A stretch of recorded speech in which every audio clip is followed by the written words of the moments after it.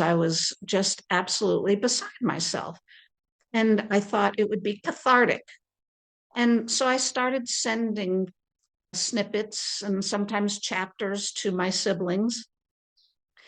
And lo and behold, they were appalled to see that what my prose were outlining happened days, weeks, or even months in reality. And my brother said, "How in the world can you have forecast this?"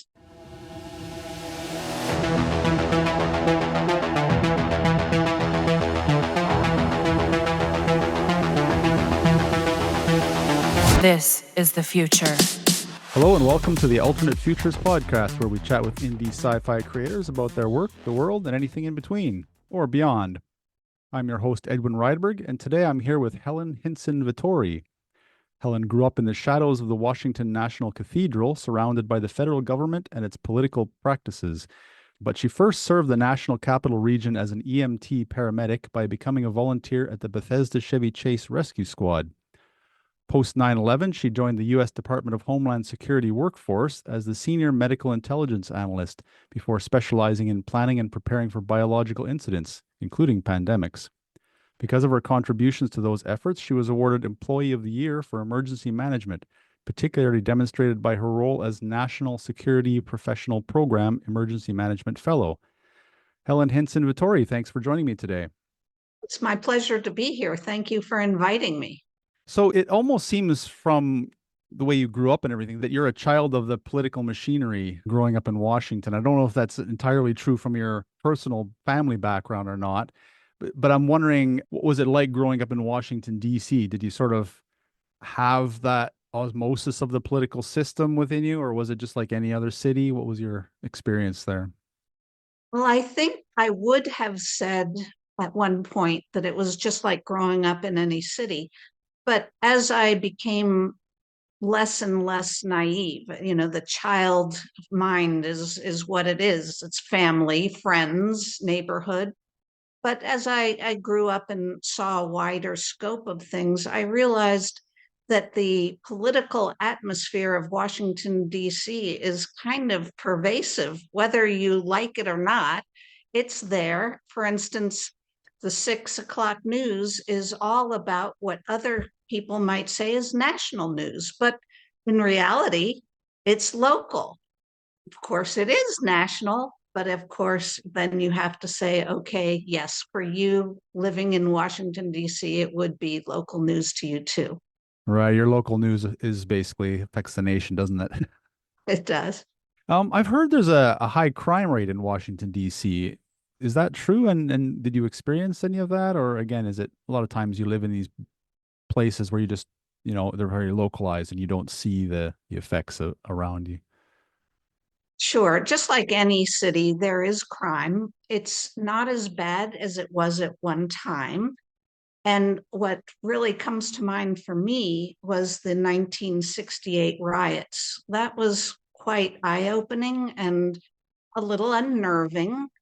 But then, of course, that wasn't just in the DC area, it was across the nation. By and large, I think Washington, D.C. is a very happy, pleasant, carefree location where tourists can come and enjoy the cherry blossoms this week. And certainly the monuments and the museums are exquisite. There's no reason to think that you would be in any kind of trouble unless you were to go to pockets of areas that aren't the best. You sound like you're looking for a career as a travel agent.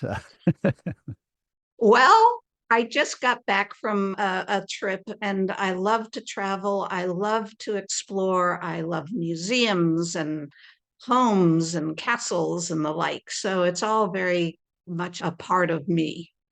And you began as a paramedic. Now it's interesting because paramedics and IT people seem to be sort of the most common backgrounds for my guests. In fact, I have one case, someone who was a paramedic and then went into IT as well. But I was wondering sort of what drew you into being a paramedic in the first place? Well, the Bethesda Chevy Chase Rescue Squad served the area where I grew up. And actually, they came to rescue my mother when she was in labor with me. And it was a very serious situation. My mother actually clinically died and gave birth to me way early. I was very premature. And we both survived. And then there would be automobile accidents a couple of blocks from my home. And I had one of those little pedal fire engines as a little girl, as a preschooler. And I would pedal down to the corner and watch the rescue squad personnel in action. And it just intrigued me. And then finally, when the show Emergency was on air, which some of you may have seen, I just cottoned to the idea, and that's how I got there. That's excellent. I can just imagine. It's not an experience I had growing up in the bush, but I can imagine, yeah, pedaling down to the street corner and, and watching the firefighters and paramedics. So, what was your experience like being a paramedic, and how long were you a paramedic for? So I was very active for 6 years until my husband and I started having a family. But I am still a member, a life associate member of the rescue squad to this day. I was active, like I said, for 6 years. And during that time, I would go on multiple calls. I was often one of the people that would be recognized as running a certain number of calls or more each month. And I had the opportunity to experience major incidents such as the Air Florida crash or an active shooter at corporate headquarters in Bethesda, and the gamut in between, delivering babies, helping people who were ill or injured. And it just was a part of me that allowed me to help. I just am very drawn to helping people and seeing things get to a better place. And then you joined the government, apparently. So, what was the process from going from the Bethesda Chevy Chase Rescue Squad to the Department of Homeland Security? Because that must have been quite a change. When we started having a family, my husband and I decided that he would remain in the fire and rescue service and I would pull back. It was not fair to our children or indeed to the family to have two people on shift work and to be in dangerous environments day in and day out. So I very happily raised our children. And when 9/11 happened, I said to my family at the dinner table, I want to return to the fire and rescue service. I need to give back. And our daughter burst into tears and she said, I can't have both of my parents in such a situation. The profession is devastating. My husband, in fact, responded to the Pentagon. And so I thought about it and I decided, well, there might be another avenue for me to help in some way. And I called up my former paramedic partner, who at the time was the director of a unit called the Protective Medicine Branch. And I asked him if he knew of any job openings that might be something that I could do. And he said, well, as a matter of fact, I'm going to send you a link, and the rest is history. That's interesting because I've always wondered how someone gets into a position in one of those agencies, and that seems a lot simpler than I would have expected, to be honest. Well, there's always the old adage, it's who you know that helps. Now, I still had to go through the application process, but I perhaps would never have known about the position had he not led me with the link. It was a benefit that was actually fortuitous. And that was a new department being set up, wasn't it, at the time, in response to 9/11 specifically under the W. Bush government, I guess. Now, I did face some criticism from what I was hearing based on the idea that, oh, is this going to be government overreach, etc. Now, I don't know if the jury's still out on that, but in general, what was your experience like working in the DHS then? I can understand the hot topic currently, but the Department of Homeland Security is broad in its agencies.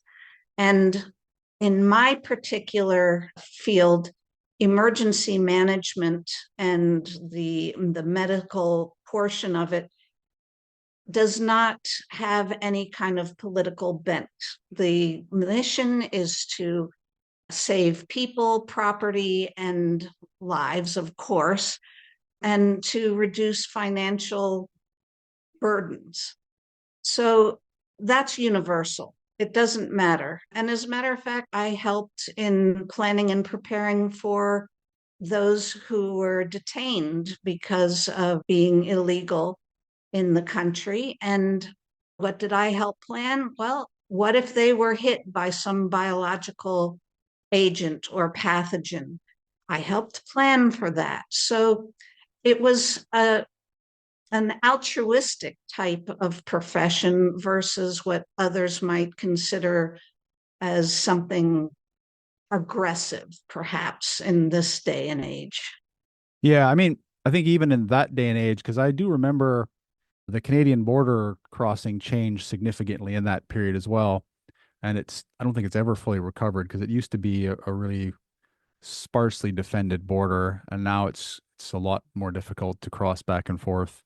But I was interested to hear you were senior medical intelligence analyst. For me, at least, it's not a department that I would have associated with Homeland Security. I can see how it could be, obviously, with biological weapons and things like that.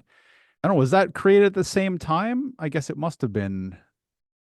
Well, actually, it was created before 9/11, Oh, wow. Okay. and the unit had a different name. It was under the Department of Defense, as a matter of fact.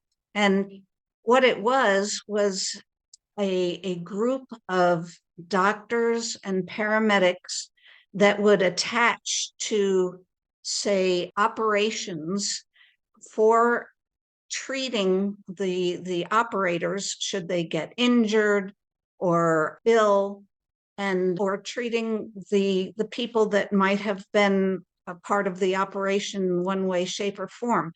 So it was the medical side of it.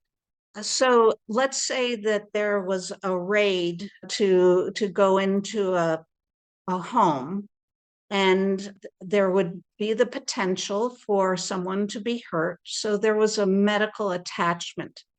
And my job was not to go be attached to the group as a medical provider, but to look at the area and see what threats there could be, for instance, biologically. If they were going to be there for a while, would Lyme disease be an issue? Or if they were going overseas, what kind of vaccinations should they get, and that sort of thing. So it was to look ahead and try and protect the workforce even before their deployment. And then I also had the opportunity to help train the medical providers that would be attached so that they could be better prepared for counter narcotic operations or counterterrorism operations. So did your department work with FEMA at all then? There was the whole New Orleans thing in that time period, wasn't there, shortly after? Absolutely. And Katrina was really my first major incident when working in the federal government. I was a contractor at that time, but my duties were what they ended up being when I was a full-fledged federal employee. Of course, emergency management is FEMA's bread and butter. So other departments and agencies would be those who could augment, who could be some kind of manpower, could obtain items necessary for distribution and so forth. So it was a coordinated effort to benefit those in need. Right. And I mean, I don't want to dig and keep going too much into your government experience, although I find it fascinating. One last question in that regard is, I mean, FEMA's come under heavy criticism for that particular incident. Do you think that criticism was well founded, or was there a lot of stuff going on behind the scenes that the public didn't really know of? Well, I will answer this carefully as I can, because what I believe is the major difficulty stemmed from certain politicians, not within the federal government, pushing back and even preventing initial assistance. Now, yes, there are foibles everywhere. Humans are humans. There are going to be mistakes across the board. No one is blameless, but it all started to just fall apart when initially those that would allow the help to come denied that. Have you seen the, I think it's a Netflix kind of multi-part documentary on it? I was just wondering if it seems accurate or not, but if you haven't seen it, it might be interesting to watch it because I do You think say it's on Netflix? I believe it was Netflix where I saw it. I'm not 100% certain, but I think so. Yeah, it was interesting because I think they kind of pointed a little bit in that direction as well. How long were you with the Department of Homeland Security? I was there from 2005 until 2018. And in 2018, I walked out the door feeling like I had done all that I could do. And I was ready to embark on the life of retirement, to travel, to paint, to read books. I had never intended to write books, but here we are. And I just was looking forward to a new chapter. And then, of course, the world changed shortly after that. So it almost feels like your life in the political system was almost framed by disasters, the 9/11, and then just before COVID, you left. And we are definitely going to get into that shortly. But that was the inspiration for your writing. And so, what I'll ask you first before we delve into that is, well, how did you find the writing process as someone who sounds like they didn't do a lot of at least fiction writing prior to this? Well, actually, I have written pretty much all my life, enjoying it just for me. Journaling was something that was not an everyday occurrence. Mostly, I wrote just because I felt like I had something that I needed to get down on pen and paper. But I never really expected to do anything with it. It was simply for my own enjoyment. So that's interesting because your book is prose and it's written as a novel format with a few interesting kind of additions in the beginnings of the chapters. I think you called them windows. I was just wondering though, from your journaling, have you ever thought of doing a book like this in a journal format so that the character is writing journal entries, something maybe a little bit like World War Z? I don't know if you've read that, but that was an I love it. interesting. Yeah, yeah. So Yeah. in that style.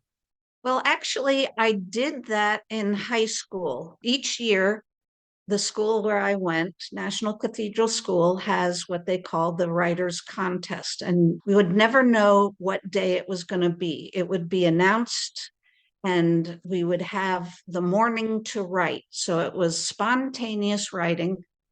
And I wrote what, in essence, was a journal or a diary at the point of view of a woman who was discussing the loss of life of her loved one because of war. And it turns out, as you find out in the end, that it was the second time she was writing this in her diary, that her husband first died in one war and her son in the second war. And I happened to win the prize for that year. So maybe you can see that the artistic experience of writing is something that's always been interesting to me and fulfilling, but I never really thought that I would take it beyond that. It just seemed that it was going to be doing something at school as a project, which was great, but at home, just for me. Those kind of challenges, I don't know, it feels like they, at least over here in England, we don't see them. When I grew up as well in Canada, in the primary school, we had a year or two where we had these kind of fun, sort of spontaneous challenges they put forward, not necessarily always in academic subjects. and they really sort of added something to the school experience and sort of the environment. And I don't see that, at least over here. I don't know if it still happens in North America, but do you feel, I mean, I don't know if you've been more in touch with that, but do you feel it's gone and maybe everything's a bit more flat now with the school systems? I did teach in an elementary school after I left the rescue squad arena when my husband and I started having a family. I taught in a small private school, and it was what I would say wide in how the teachers were allowed to teach, to offer experiences to the students in the classroom. And you need to express differently to different students. Some students are right-brained in their thinking, some are left-brained in their thinking, some are tactile, and so forth and so on. So we had the opportunity to use different methods to allow students to excel. Now, that's my experience, but that doesn't mean that it happens all over the place. I just have no idea. But I would like to think that there are schools that still find a way to reach out to students in many different ways, in many different arenas. Yeah, from what I understand it's a challenge in the US probably to find the schools, but they do exist, which is good. Over here, what I find is everything's standardized. So they're basically forced. It's not the teachers want to do this necessarily, but they're forced to teach to a curriculum to meet sort of these standardized exams that they have to give, which are national. And so they have very little leeway to do any kind of creativity. And in fact, some of the teachers are quite often behind in their teaching, and so they have to catch up by the end of the year. So they literally don't have time to do anything else, which is, I don't know. I feel like I understand why standardized teaching was maybe brought in on one hand, but on the other hand, it really seems the students can suffer for it. Well, our son was a teacher in the county just next to our county where we live, and he thrived in that environment. And I think his students thrived. But yes, you're right. There are standardized requirements that the criteria have to be met. And I'm sure that that's binding in some ways.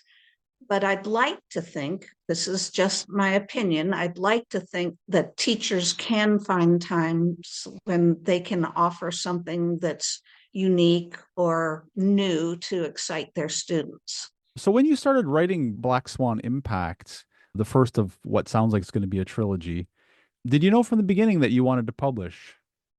I did not. So let me give you the story of how this came into being. As I told you earlier, I retired from the Department of Homeland Security in 2018, walking out the door feeling like I had left a contribution that was worthwhile and would be helpful. And so when 2020 occurred and COVID emerged, I said to myself, okay, we don't know what this is, we collectively. And so the lockdown is the right move. We have to find out what this organism can do and how it will affect us. And I was all on board. But as days lingered on and things became questionable, I started to rant and rave to my siblings on the Zoom calls that we were all on Zoom calls. And my sister said to me one day, there's a story in this. And so I thought, well, I need to start journaling because I was just absolutely beside myself. And I thought it would be cathartic, but it wasn't coming out as a journal. It was coming out as a story, like my sister had said. And so I started sending snippets and sometimes chapters to my siblings. And lo and behold, they were appalled or maybe excited to see that what my prose were outlining happen days, weeks, or even months in reality. And they just said, how in the world? My brother said, how in the world can you have forecast this? And well, it was my job. So I could imagine things. And I was a little bit disappointed that some of the things I imagined came true. And I hope the ending, which I won't divulge, does not come true. But, you know, people are people, and that's what it boils down to. And when trust is lost, when the the powers that be lose the trust for those that they care for, they should be caring for, things unravel. And so Black Swan Impact was a cautionary tale, is a cautionary tale, and it's something that we need to look at. We need to understand, yes, we all make mistakes, but we should be able to repair those mistakes and move forward. Whether they're mistakes that are mechanical or emotional or what have you, it doesn't matter. We need to be able to rise above separateness and animosity and be able to work together for the benefit of all. Yeah, I mean, I do have a feeling that the power structures globally have kind of not, well, they stopped worrying too much about what the population feels anymore. But no, it is interesting because my experience does mirror yours in that regard, coming from my background as well. And from my perspective, so you have the analyst background, and we'll get into some of the forecasting you did and projection you did from earlier. But my own background was, again, yes, as far as we knew at the time, this was an unknown pathogen. And so lockdown seemed reasonable, but alarm bells were ringing in my head fairly early into the first lockdown when there didn't seem to be a way out of the lockdown that made any sense. Our governments over here, at least, were talking about, oh, until there's no cases left. And I'm like, well, there's, how are you going to do that, right? That doesn't make any sense. Like, it's not, I don't think it's possible. So I was just like, they don't have a way out of this. And that was sort of when the alarm bells were ringing in my head. And then it's just a matter of holding on until something. Over here, we got a bit lucky, I think, because we came out a bit earlier than North America, primarily due to political scandals. So, so the party stuff came out that they were having birthday parties and stuff, and then they couldn't keep people in lockdown after that because England, being so small, can erupt quite quickly. So they more or less had to ease the lockdowns at that point. So we got a little bit lucky. But I was wondering then, so you could have gone many ways in this. As you said, you started journaling your ideas. But why did you choose a science fiction political thriller, or poli-fi, as one of my previous guests, Michael Fedor, has coined it? Why chose that genre? Well, that's an excellent question because I had no intention when I started of doing that. But not only did I need to have a bit of separation, but I thought an audience would need a degree of separation from the anxiety and trauma of the present. If you read something that's in the future, you have that buffer and you can absorb the message, the story, and accept it for what it is.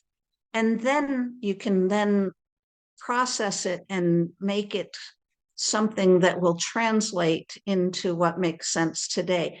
But it gives you that degree of separation so that it's not one of those, oh my gosh, I can't read this. This is happening to me. This is awful. I don't want to read it. So that's the reason why it suddenly was ahead. And I don't think this is a spoiler because I think it's mentioned fairly early on. With regards to that separation, you did position this after World War III. Was that primarily for this separation, or is that because you're also wanted to factor in sort of modern events that were probably happening around the time you were writing it as well? Yes, I think the latter. I firmly believe that there will be a World War III, unfortunately.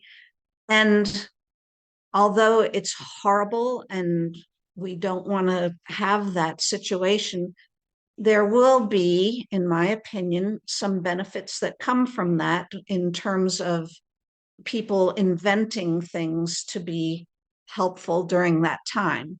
And so that's why the command system in my book is something that allows the people of the future to be able to have an assistant, so to speak, that will help them enhance their lives. Whereas command was used originally in World War III as something for the military use and logistics and so forth.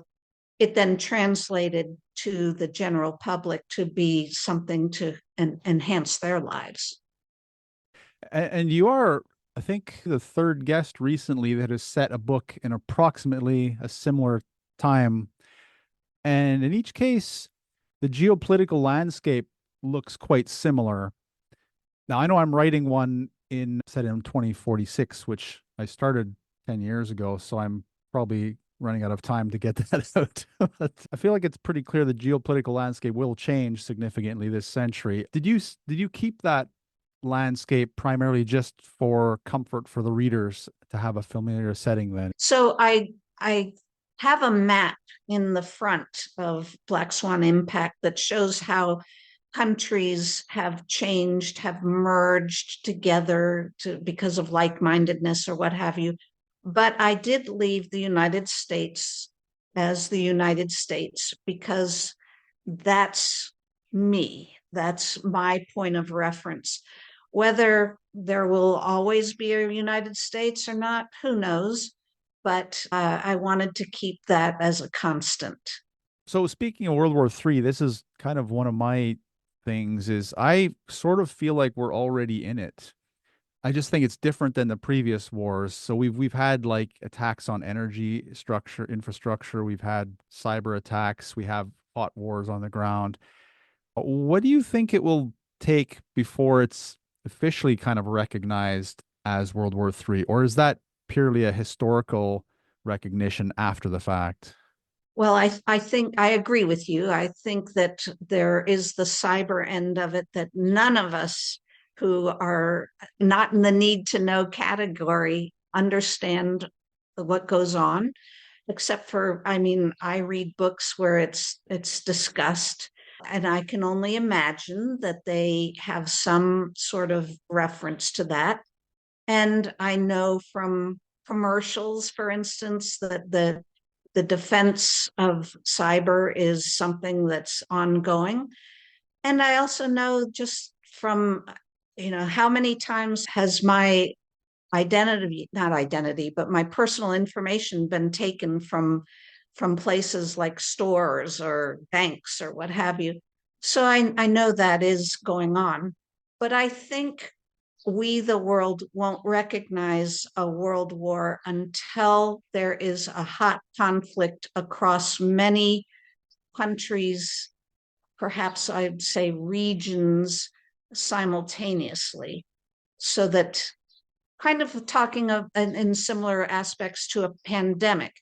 If it's endemic, like we have wars right now where they're concentrated in a certain place, then that's not a pandemic, it's an endemic. But if many countries across many continents are infected with this, it's a pandemic. So I would liken a war situation from being very regional to widespread. And until that happens, I think we'll just live with what's going on and perhaps even turn a blind eye, or just live with our heads down and enjoying life as we can, where we can, and hope for the best.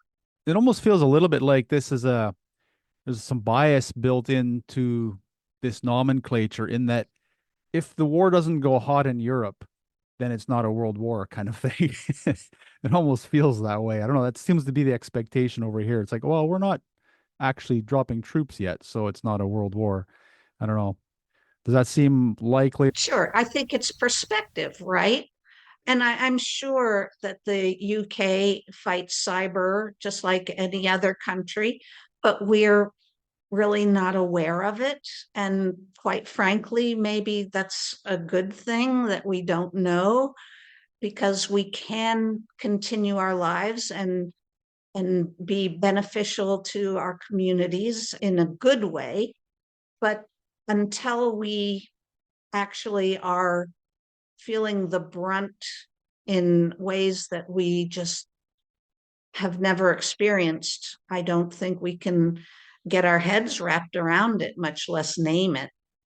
Yeah, it seems to be like so many things. It always brings to mind Men in Black, the movie. And Kay had a quote when Jay was off shooting his gun through the streets and stuff. And Kay said, I got it written down here because I didn't memorize it if you want to know. But and he says there's always an Achillean battle cruiser or a Carillion death ray or an intergalactic plague that's about to wipe out all life on this miserable little planet. And the only way these people can get on with their happy lives is that they do not know about it. And that feels to sum up things quite well, to be honest. Almost like ignorance is bliss in a way, isn't it? I agree with you. And boy, I love the series Men in Black myself. My husband and I will watch that every so often. We'll watch one day, and then maybe next month the second, and then the third another month. Yeah, it's a great series, and yes, Kay hit the nail on the head. Yeah, no, it's great fun and there's some good stuff in there. You have artificial intelligence, as you mentioned, command in your story. Now it does seem to act almost like an advanced smart home system rather than what we might think of as a well developed AI. First of all, I guess was there a reason for that? And and then was there a narrative reason for it? I guess is the first question. And then was there a world building reason? Like, did you justify it in your world building as well? It was definitely world building. I was trying to think what might be in the future. Of course, we have AI starting now, but what might it be in the future? And I took that to be a, a downstream effect from World War III. And I wanted it to be a beneficial type of a tool. And I didn't want it to be something that could take over, that might be a threat. It was simply to be an aid and to help people live their lives better. And so, I'm hoping that in the future we can gravitate toward that beneficial sort of society and use tools smartly and beneficially. As for anything else, it was not something that I had intended originally. It just was something that I thought had to be. For instance, the type of vehicles that of the future. Well, they couldn't be cars. They couldn't be. That's just absurd. But we still need a conveyance system. So how might that be? Clothing. What would clothes look like in the future? Well, I envisioned having a suit that had little projection vehicles on them that you could choose what to wear by going to an app, and it would display whatever it is that you wanted to look like. And I was just trying to get it in the future and allow that separation to become a universe that someone could buy into, and allow them to divorce themselves from the COVID era. Yeah, I feel like I've missed the boat on a few of my own ideas because the clothes I wrote about 20 years ago in, in a story that I never finished. And now it's becoming commonplace and then possibly even real pretty soon. The cars are interesting because that's a pet peeve of mine. Auto drive cars. I think we're putting all this effort into having them manipulate the streets when, I mean, flying cars do exist now. They're just not commonplace, but they are a thing. And if we put the auto drive technology into flying cars, I mean, there are some safety issues, of course, I'm aware of that, but it clears up the ground. It's far simpler because it's just grids basically like in Star Wars. So I don't know. I just don't get why all the effort on the groundwork when we have that sort of obvious level we could be working on, but so be it. You have one more piece of technology before we move on to sort of the pandemic part of the story, and that is the MOLE platform, the Molecular Observer of Latent Environments.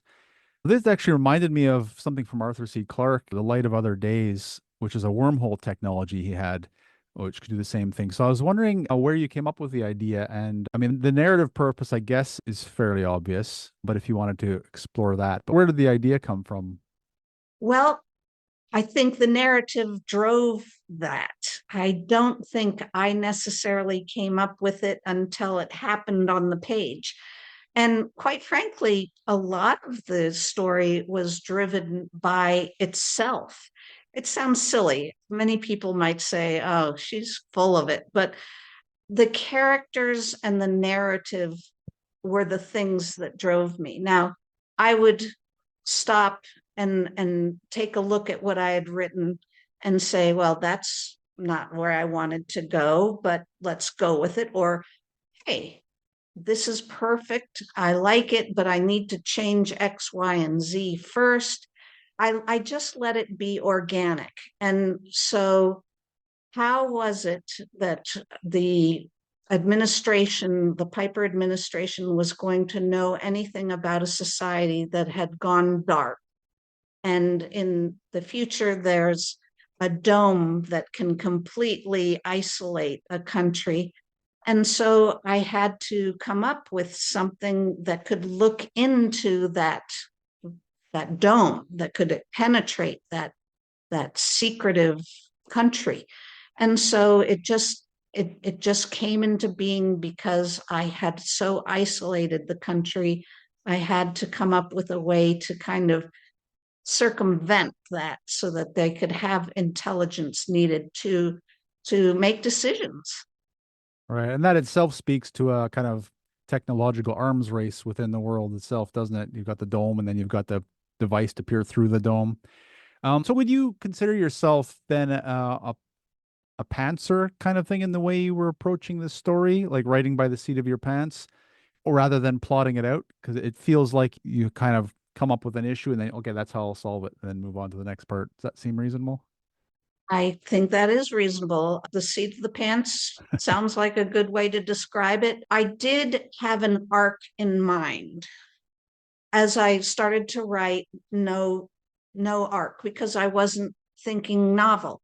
But then I thought, as I was continuing, yes, this is going to be a novel. So what am I going to say? What's going to be the end game? So I started to imagine an arc.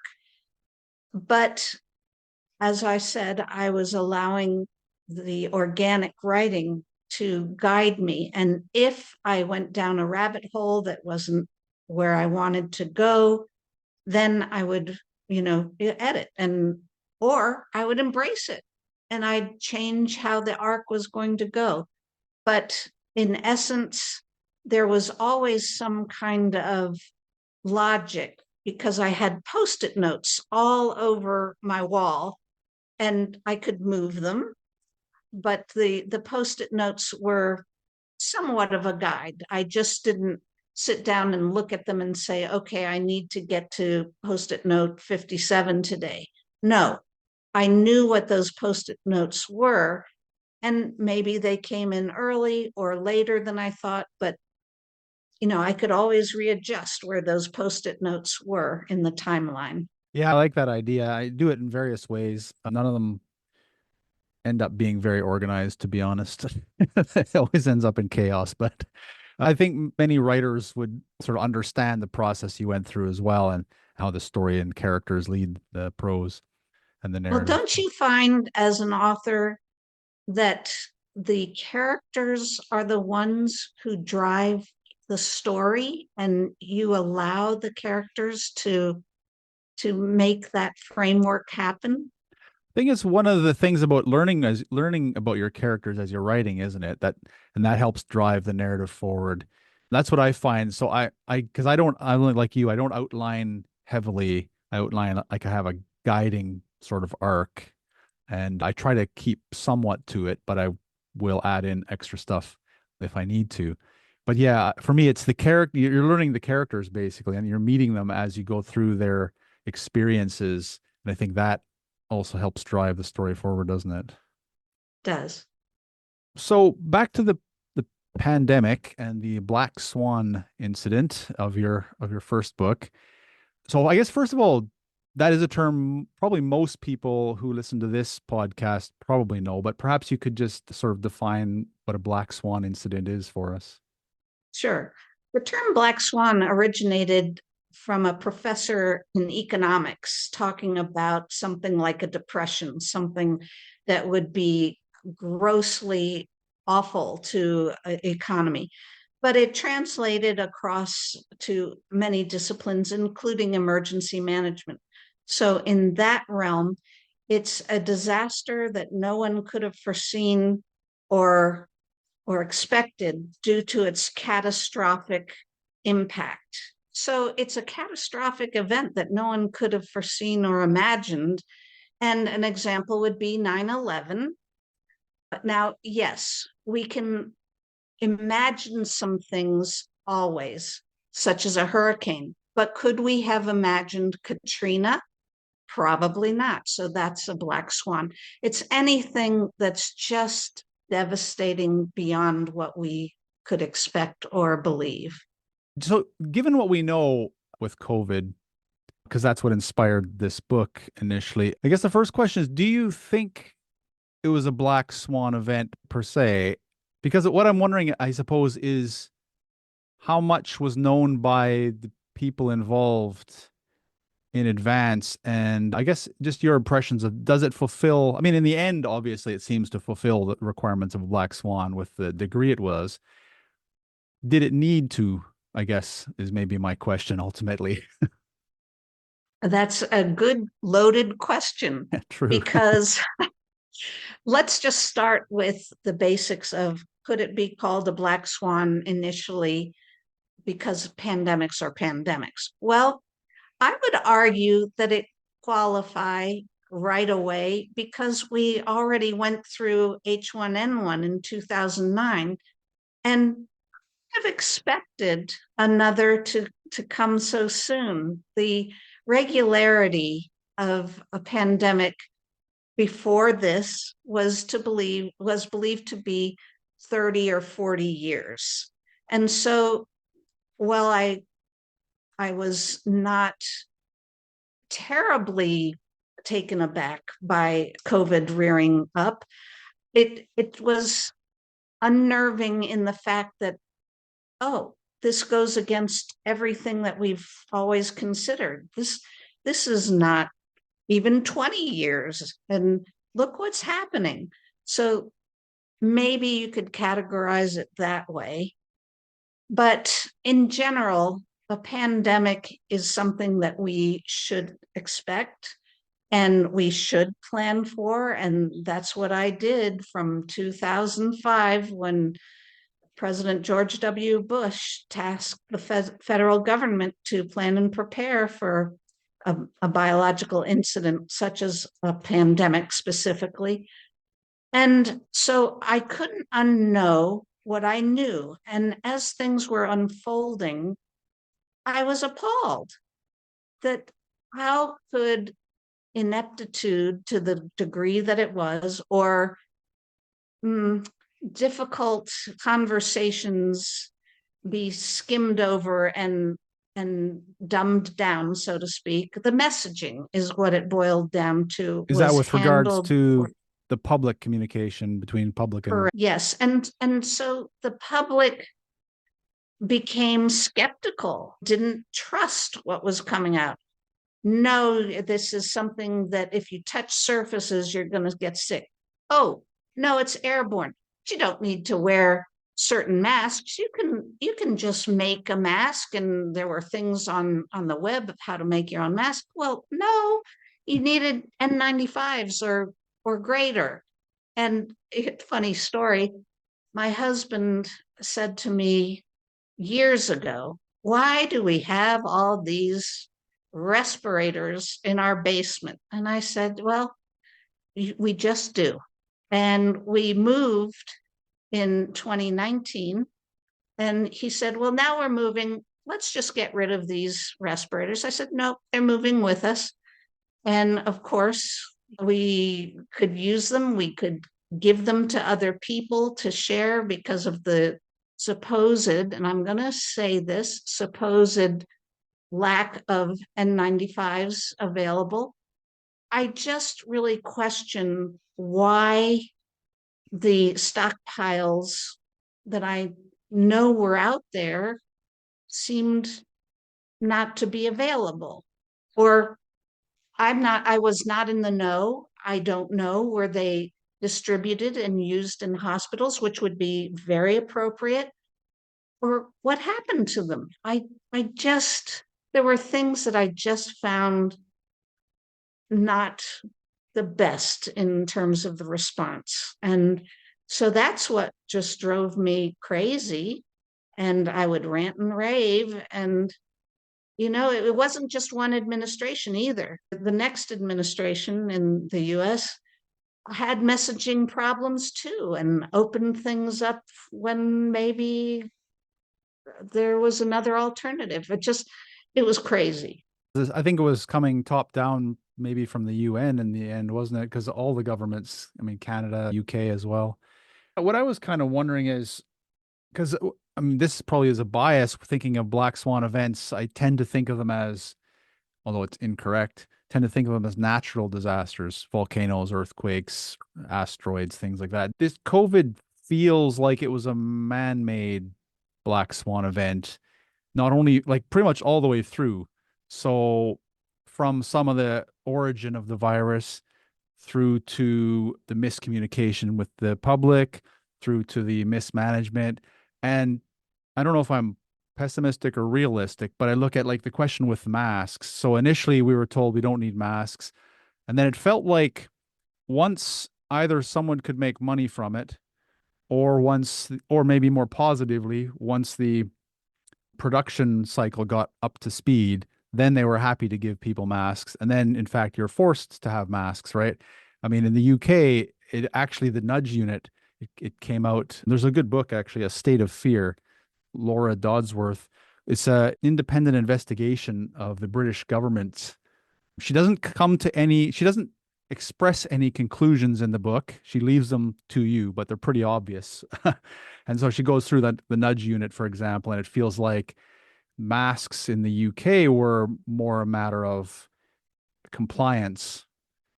So something like to demonstrate compliance rather than a commitment to stopping a virus, for example. Because people were arrested in the UK for going on a hike like 5 miles from any other person, right? Like the police were literally looking at them with drones, and then they'd come and arrest them, Wow. right? So it was pretty crazy. So what I'm just getting at is it feels like a big chunk of this was man-made. However you interpret what should have happened, whether you're pro-mask or anti-mask, et cetera, it all feels like it was made worse by human intervention in the wrong way. And I think everyone agrees on that pretty much, don't we? And I think that's a constant, whether it's a man-made or natural disaster, humans make mistakes. And we know that. So what we have to do is understand that when there are mistakes made, we have to be able to pivot and to address whatever it is in a very constructive and analytical way and explain why. For instance, let's talk about the mask thing. We were told originally that we didn't need it, and then we were told we needed it. Why? Tell the people why. Don't assume you have to dumb things down. Explain to people. Let them understand what the rationale is. And if somebody chooses to want to learn more, give them the opportunity to learn more with FAQs or what have you. And those who don't want to learn more, they won't. But we have to be able to analyze and pivot and regroup and use good common sense and communication. And we often fail at that. I think that leads into probably what could arguably have been the worst part of COVID, which was specifically the censorship. And we had on social media platforms censorship of doctors working in the units. And for them to be censored at a time in the first lockdown when they're presenting their findings and their observations for sharing an analysis with potentially other doctors in a sort of rapid fire way, and then to have that shut down and then be censored, that's, I think, contributed even more to the sort of public view of, distrust of the politicians, basically. I don't know what the experience was in the US, but I imagine it was something similar to what it was here. Well, I would imagine that it was. I have no real experience other than what might have been reported, on the news, one way or another, whatever media outlet you listen to or watch or read, whatever. But I certainly would argue that the censorship in a certain country was perhaps very devastating at the initial emergence. Right. And had that been different, maybe other things would have been different. And that censorship, I believe I know which country you're talking about, happened probably even earlier than we thought, considering that they discovered social media or at least email contacts discussing, oh, is there something new going around, at least 5 months perhaps before the public became aware of anything different in the West. And that would be like about 7 months before it was actually announced as a pandemic. And then behind the scenes as well is interesting because the vaccine, so AstraZeneca began work on the vaccine prior to the first UN meeting. And I found the timing quite interesting there. This obviously feeds conspiracy theories as well. Why did they start working on a vaccine for a pandemic that wasn't even discussed in the official circles as a pandemic yet? I guess what I want to get to then is, I don't want to put you on the spot for conspiracy theories necessarily, but I do want to sort of probe your own experiences. So you mentioned that you had experience developing response protocols for pandemics. So perhaps you could just take us through what some of those responses were and then how they were completely disregarded, or maybe not completely, but at least partially disregarded by the governments. Well, there were many agencies and departments across the federal government that worked with state and local entities to plan and prepare. So this was a widespread effort that was really beneficial, and we were lockstep, and we came up with a plan that when I walked out the door was about this thick. And I'm going to say that I'm not exaggerating, when it was 3 or 4 inches thick of what to do and how to do it. So it was an operational plan. It was a concept of operations and so forth and so on. And let's just talk about messaging to begin with. Not that we would know exactly what the pathogen was, of course, but you could have general messaging that could be tailored or indeed just sent out as it was in the can. So it appeared that none of that was used, whether sent out as it was in the can or tailored to the certain situation. And then veracity unknown. I was told this by my former boss, who she and I would just rant and rave to one another, said that she saw on the news a reporter who said that the plans were literally thrown in the trash and just they were going to build the airplane as it was flying. Well, you can't do that. Of course, things are general with a plan, but like I said a bit ago, everything can be tailored and reconfigured if you have a plan to begin with, you have a basis, a foundation. Just like I believe it was Eisenhower who said, plans are nothing, planning is everything. So maybe that's why they threw the book in the trash, but they didn't keep the foundation, in my opinion. And so it was a scattered and ill-conceived response at times. Now, in your book, The Black Swan Impact, in case we haven't mentioned it, the Black Swan event is a pandemic. And it starts in the Far East again. What I was curious about, I guess, is so the way yours is described, at least initially, is almost what I would say like a hyper Ebola in some ways Right. versus COVID, which was more or less like a flu. In your case, the lockdowns would be much easier to justify, and you have a character, your epidemiologist, who does justify the lockdowns initially and then backtracks. And so I was curious about that part because I did actually. This is going to sound strange because I don't want to give away spoilers, but I did agree with the president's decisions for, let's say, much of the first half of the book until things happened, which we won't get into without giving spoilers. But she backtracked on her position fairly quickly. And so what was the basis for that? Because it seemed to me like lockdowns with a disease that was described, and again, I think it's pretty early on in the book, so it's not a spoiler. But yeah, projectile vomiting blood, for example, is a pretty gruesome thing. Sorry to any listeners who are squeamish. So so yeah, if you could just walk us through that, perhaps. Sure. Well, there was an opportunity for the option of people to choose whether to adhere to the lockdown or to go out in style, so to speak, to separate the populations out that way. And then I also imagined a kind of, I'll call it mask, where there's an ionization process that will prevent the pathogen from entering the respiratory system to be able to embrace their own lives. And so it's a conundrum that I think we faced. And how do you deal with that? And how would that translate into the future? So, yes, it was a seemingly odd type of narrative, but I was struggling with what was going on. And so I had to have a character deal with it in her way. Right.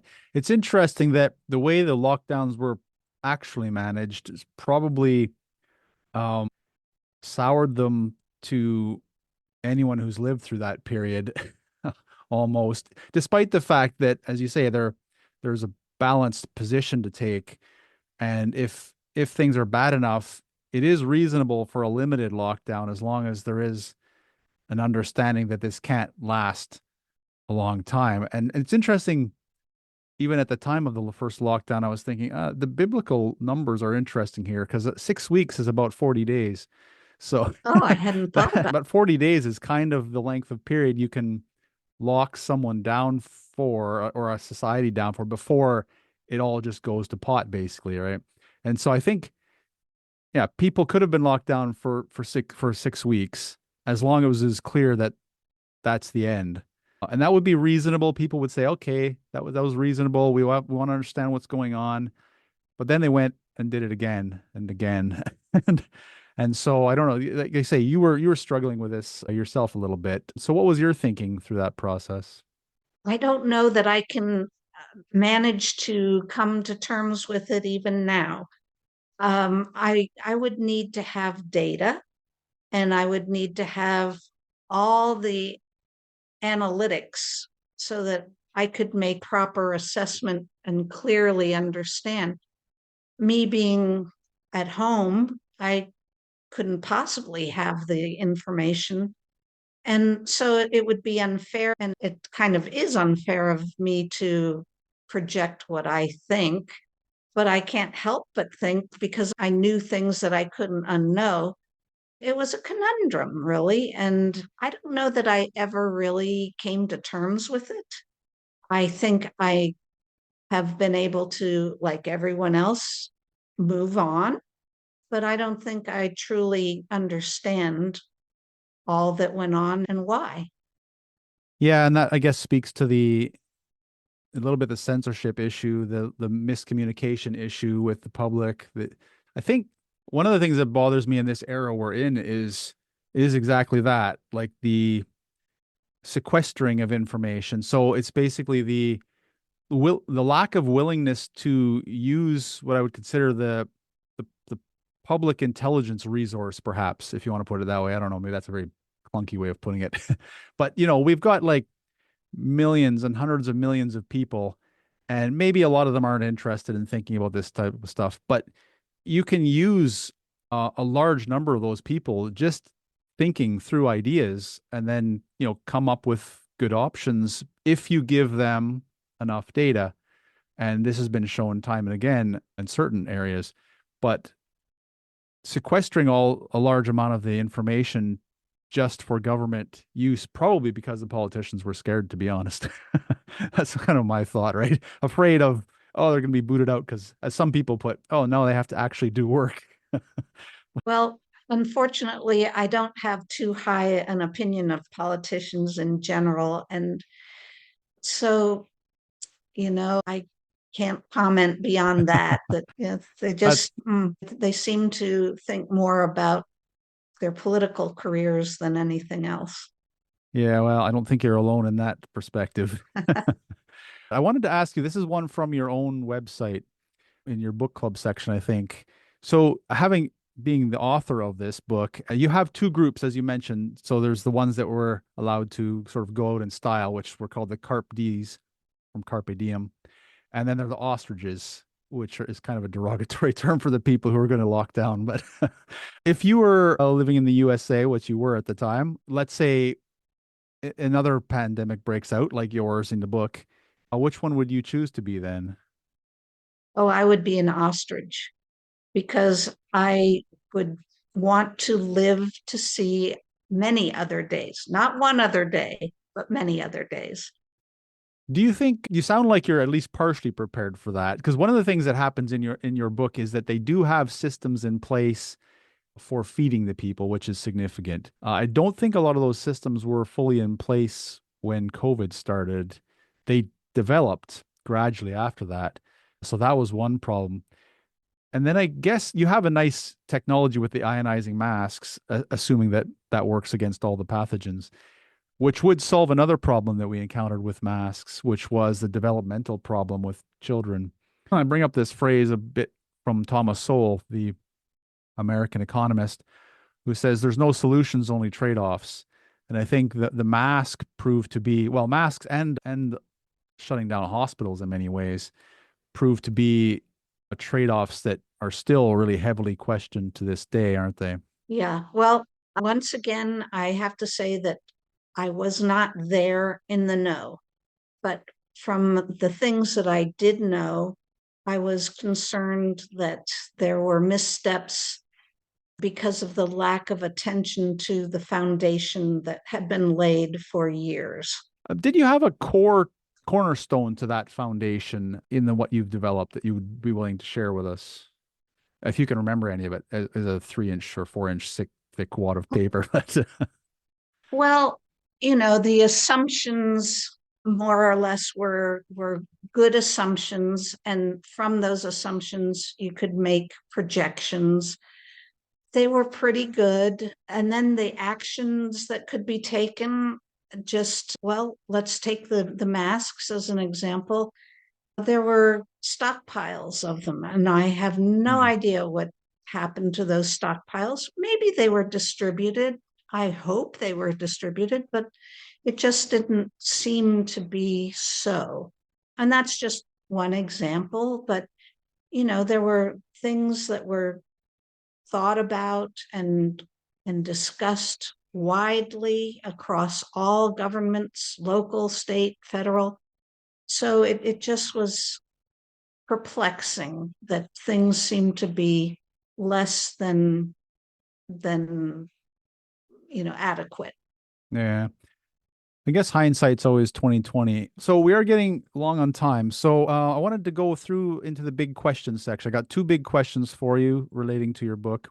So the first one is on black swan events. Now there's a lot of possible black swan events, such as earthquakes, supervolcanoes, massive solar flares, asteroid collisions, as we mentioned, human exacerbated pandemics. Maybe declining birth rates would possibly be in there. I don't know. Rogue states destroying humanity. One of my kind of concerns since the late 90s is rogue individuals gaining enough technological ability to destroy humanity. I'm just curious which one, I'll give you maybe one, maybe two if you want, but which are you most concerned for In the real world, not in in the fictional real, world. yeah, in the real world personally? Uh, well, I would guess it would be cyber, because if we lose our connectivity, how do we get money? How do we get food? Logistics will be shut down. Everything is in the world of the ether. And how will we live? We'll be back to the Stone Ages. And how can we cope with that? Sure, some people will be able to cope well, but a lot of us will not. And that it could be devastating to the point where we turn on one another. And so, how do you think we should best prepare for these, both on the individual level and then perhaps on another level, even species wide in some cases or community wide in other cases, whichever tends to manage better?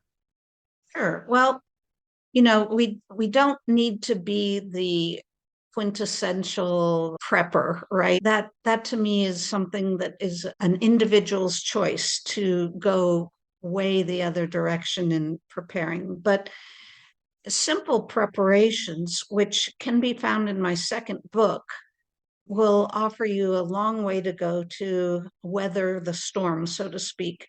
And there are simple things that even are no cost to you whatsoever. For instance, if the communications go down, which they almost inevitably do in any kind of a disaster, how do you connect with your family and loved ones that you need to, track, to find?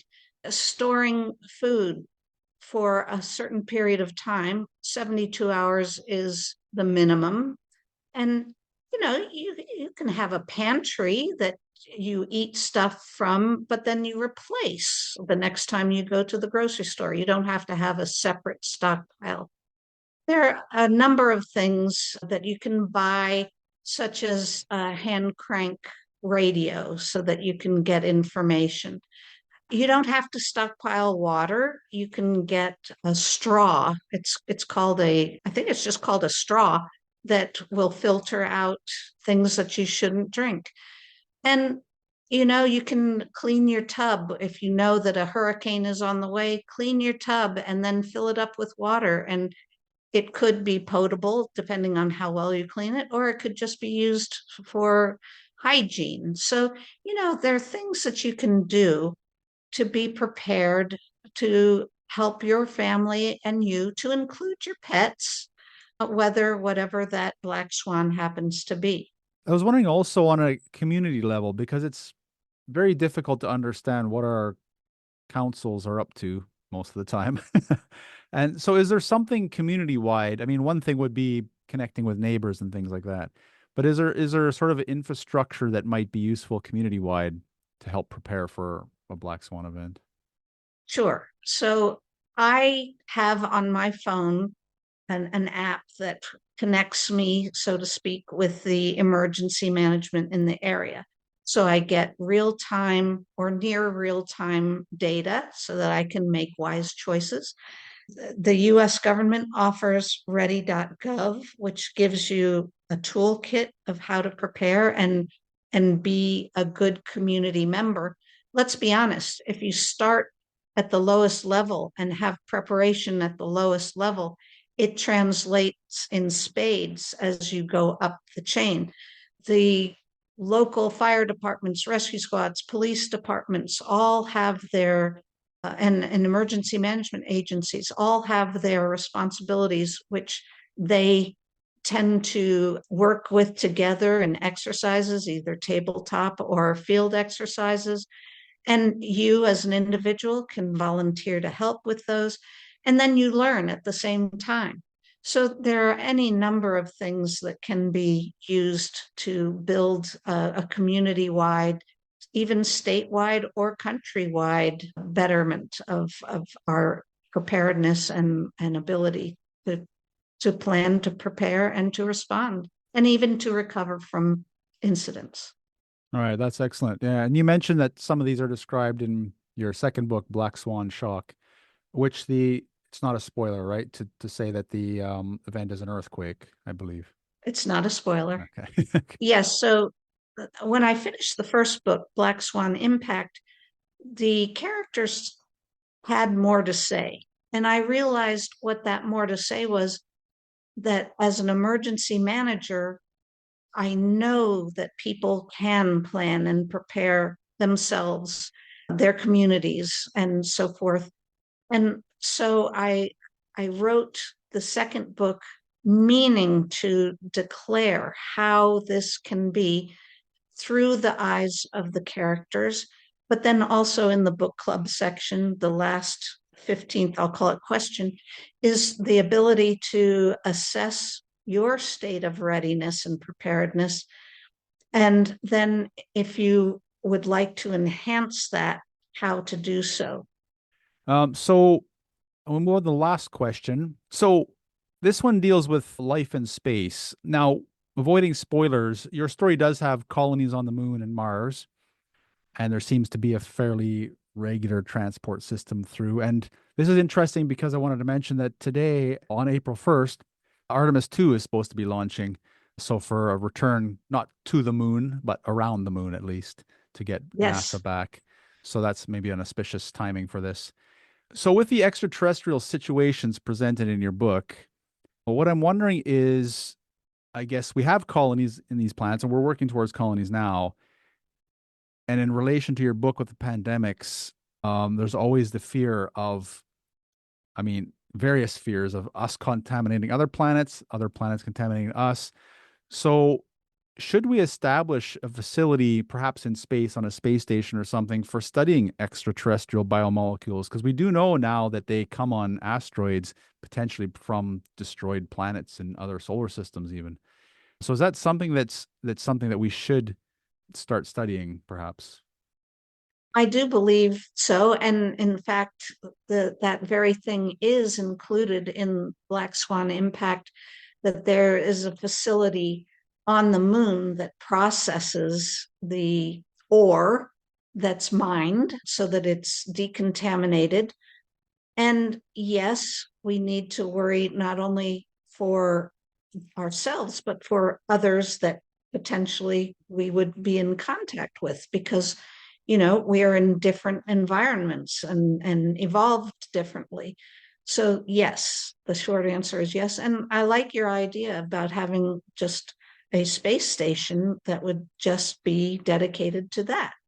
Theoretically, keeping it away from land-based colonies. Yeah. One thing And that's may I Yep, interrupt sure. also? Not only is this the Artemis 2 liftoff date, 80% chance the weather will cooperate, and I'm very excited about it.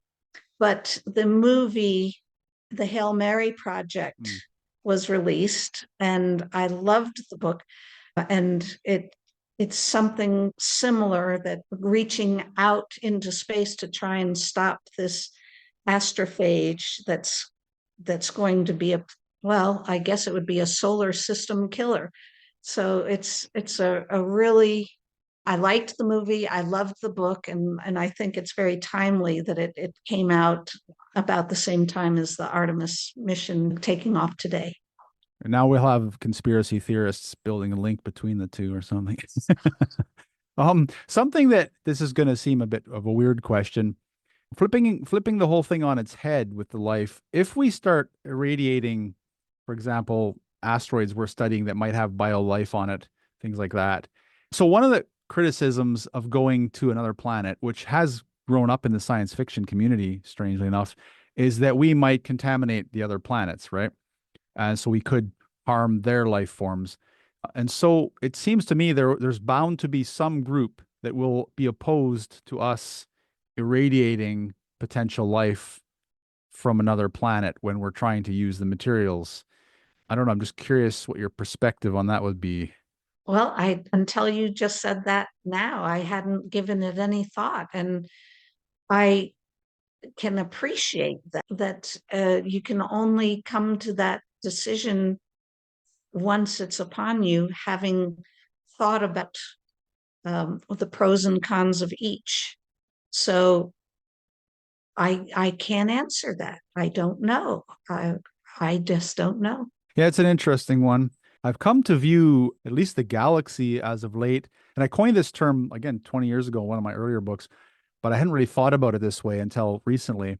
And viewing the universe, or at least the galaxy, as a stellar garden, especially now that we know that life, or at least the molecules of life, can be carried between different solar systems. It feels almost like, the comets and asteroids could be like bees or something moving between solar systems, bringing aspects of life Interesting. between them. And so, what I'm wondering, and I'm not gonna, you don't have to answer this, I'm just sort of speaking out loud, but what I've been thinking of lately is our view of life within the galaxy too small in that we focus on Earth, whereas this whole galaxy is basically a garden.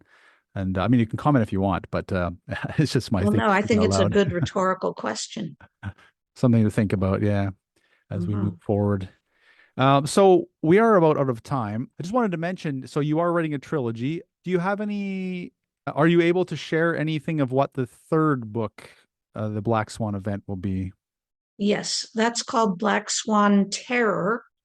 It's in the editing phase now. And if you can obviously make the translation that it's going to be a terrorist attack. And the attack will be on the moon, where the first interstellar Olympics is going to take place. Oh, that's interesting. Okay, it's another parallel. I did interview Ben Paris recently, who wrote one where there was a terrorist attack on Mars during an Olympics on Oh, Mars. oh, So you guys will have to get together, maybe. That's interesting. interesting. I'm curious, do you have any thoughts after the trilogy? Because there are a huge number of Black Swan events that you could write about, but I know you might have sort of covered the way you want to present each one. But do you have any thoughts what's moving forward?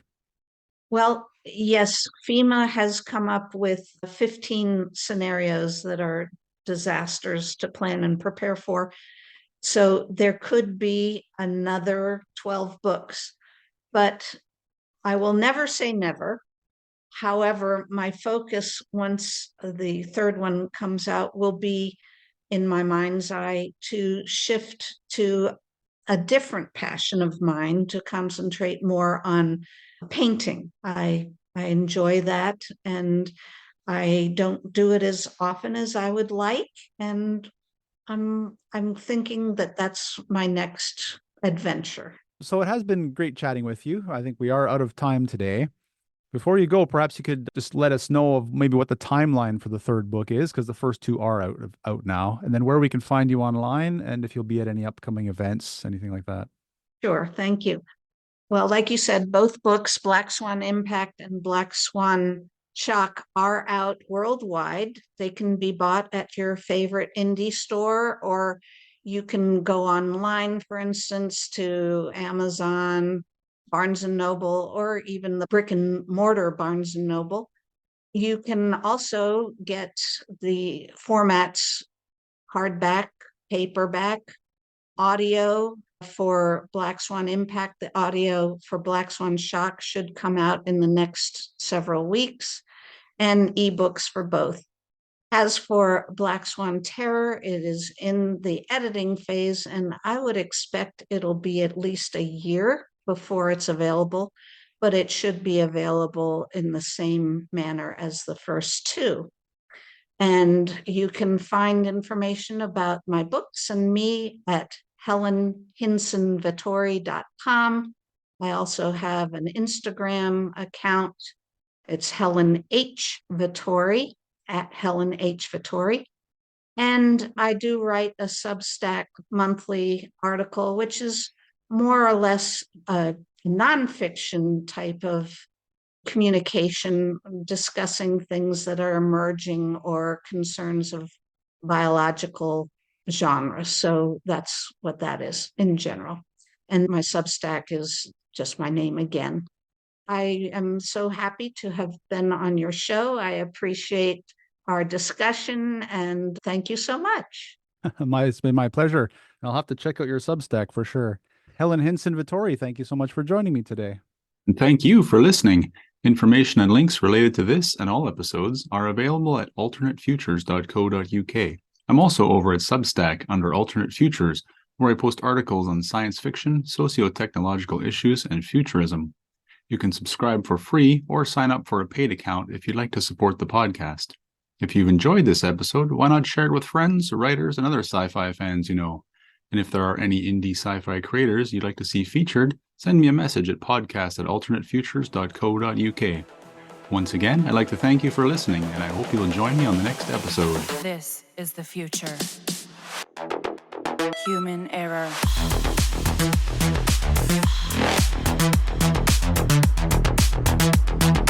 Evolution.